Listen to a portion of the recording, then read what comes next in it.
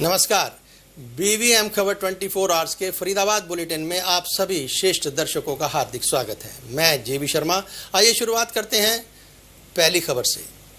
गुड़गांव और हरियाणा ग्रामीण बैंक के आपसी विलय होने के बाद गुड़गांव ग्रामीण बैंक कर्मियों की मानसिक शोषण को लेकर संयुक्त गुड़गांव ग्रामीण बैंक के तत्वाधान में बैंक कर्मी वित्त मंत्री अरुण जेटली के निवास पर कैंडल मार्च निकालेंगे। समिति के पदाधिकारियों ने चेतावनी दी है कि मामले की जांच होने तक पंजाब नेशनल बैंक के एमडी और हरियाणा ग्रामीण विकास बैंक के जीएम फकीर चंद सिंगला को पद से हटाया जाए, अन्यथा वे किसी भी हद तक जा सकते हैं।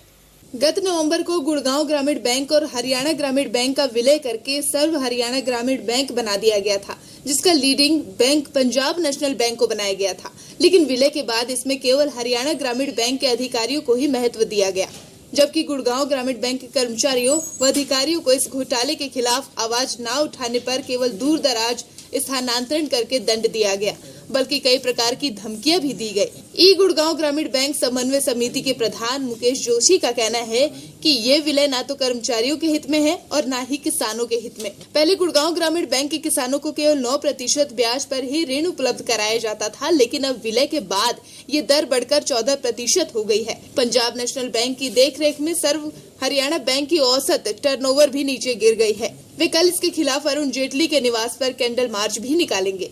समिति के पदाधिकारी प्रदीप गर्ग का कहना है कि इस विलय की जांच सीएजी व दूसरी संस्था भी कर रही है और सरकार ने आरटीआई के जवाब में भी स्वीकार किया है कि विलय गलत हुआ है। उनकी मांग है कि विलय के दौरान अपने पदों पर आसीन पंजाब नेशनल बैंक मुख्य प्रबंधक राकेश गुप्ता व हरियाणा ग्रामीण बैंक के जीएम फकीर सिंगल को उनके पदों से हटाया जाए, तभी सही तथ्य सामने आएंगे। कैसे जो आपने प्रेस वार्ता का आयोजन किया है कि इसके पीछे क्या? ये एक अमलगेशन हुआ था हरियाणा ग्रामीण बैंक और गुड़गांव ग्रामीण बैंक का। गुड़गांव ग्रामीण बैंक हर फिगर में हर चीज़ में आगे था और हरियाणा ग्रामीण बैंक पीछे था।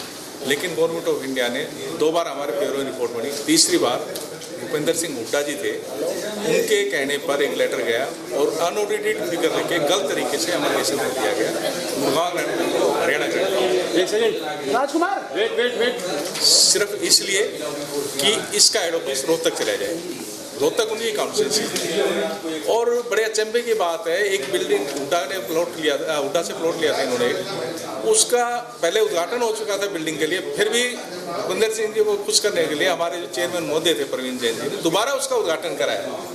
और बहुत चीज़ें जो हमारा बिजनेस था, जैसे 7,000 करोड़, इनका 5,000 करोड़ के करीब, ब्रांचें भी हमारी ज़्यादा थी, सब कुछ होते हुए भी इन्होंने गलत किया। किसानों से ये ले रहे थे 14.5-16% इंटरेस्ट, हम ले रहे थे 7 और 9%।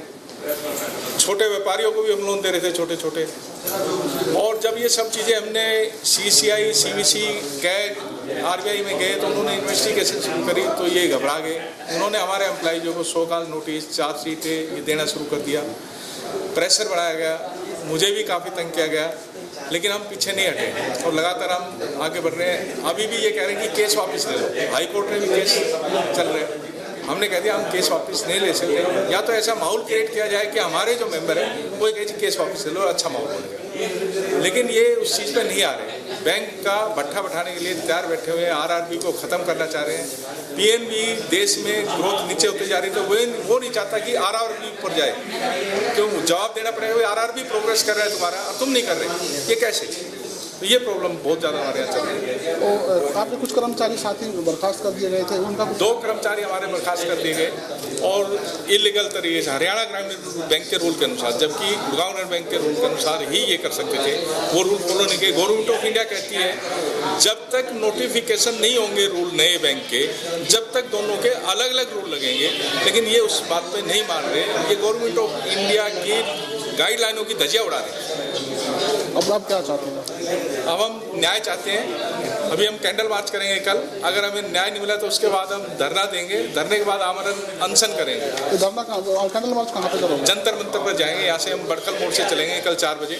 वित्त मंत्री हाँ, और 1000 के करीब हमारे टोटल डिस्ट्रिक्टों से जो बाकी आ गए, 200-250 हमारे यहाँ से जाएंगे फरीदाबाद पलोल से, बाकी हिसार, अम्बाला, हर जगह से, करनाल, महेंद्रगढ़, रेवाड़ी, सब जगह से 1000 के करीब आते हैं। अरुण जेटली के कैंडल मार्च। निवास स्थान। हाँ।